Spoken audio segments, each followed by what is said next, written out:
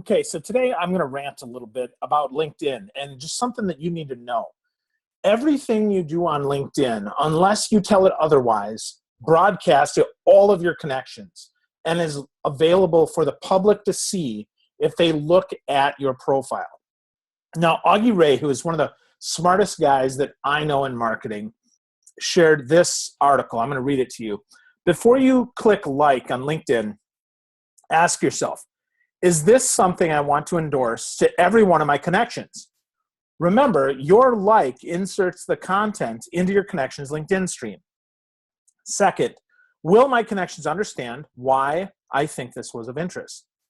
So, folks, what will your boss or recruiter intuit about your liking a young woman's selfie? Next, does this post reflect my professional interests? You might like that inspirational quote or that viral video, but do you want to be associated with that or with helpful news, studies, and insight? Augie closes with, think before you like. I would add, think before you do anything on LinkedIn. If you're going to write an article, think about it. Is this something that reflects my brand? If you're going to connect to someone, that connection is going to go out to your entire network. Is that what you want to happen? If you get endorsed by someone that you don't know, is that what you want to happen? Do you want people to get those endorsements? Do you want them to see that? Do you want to hide that? Now, I'm not telling you to go into the closet and never use LinkedIn again. In fact, quite the contrary. What I'm encouraging you to do is to use it more intentionally, to understand the power of LinkedIn and to use it for good.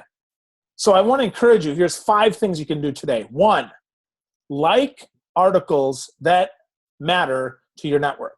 Like articles that matter to your network. That's going to inject them into your stream. 2, share articles into your network that you think are valuable to your network, right? We all know who are our best customers. We all know who we want to be connected with.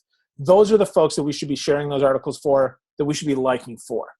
So next, think about the people that you want to do more business with.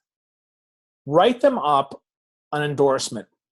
Give them some likes on the things that are relevant to the business dealings that you've had. Not random stuff, not just trying to get their attention, but relevant things, and then send them a note letting them know why. Okay, so that's a 2-parter. But the key is to be relevant, that you can actually speak to those. If you can't and you want to do business with them, then the next part is even easier, and that is reach out to someone you want to talk to. If you're already connected with them, you have permission to send them a message. Better than that, you can go to their profile and see their email address. So you can get right into their email inbox and you can ask them for time. 15 minutes. I call it 15 minutes with Phil.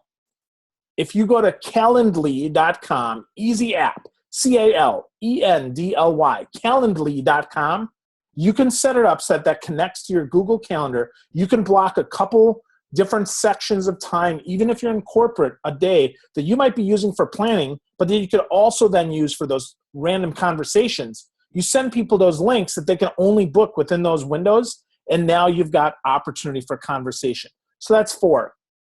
The 5th thing is the most important thing, and that is take your LinkedIn connections offline.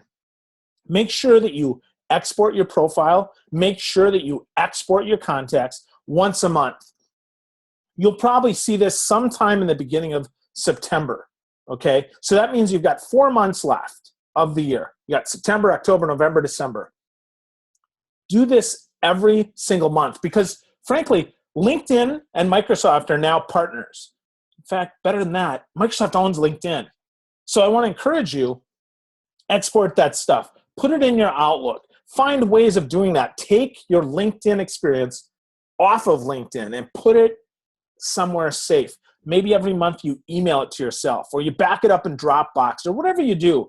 But I want to encourage you, take that LinkedIn experience offline and then do similar things. Connect intentionally with the right people, share intentionally the right things, and know that everything you do on LinkedIn could be seen by a potential employer, a potential business partner, or pretty much anybody else who's paying for LinkedIn or who might be using it free.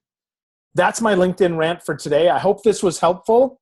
I use LinkedIn a lot. If you're looking for a speaker or a trainer that can kick butt, take names, and teach your folks sales and leadership using social media, I hope you'll think of me, Phil Gerbishak. I work with leaders and salespeople to increase their impact, their influence, and ultimately their income using digital media. Thanks so much for listening. Make it a great day.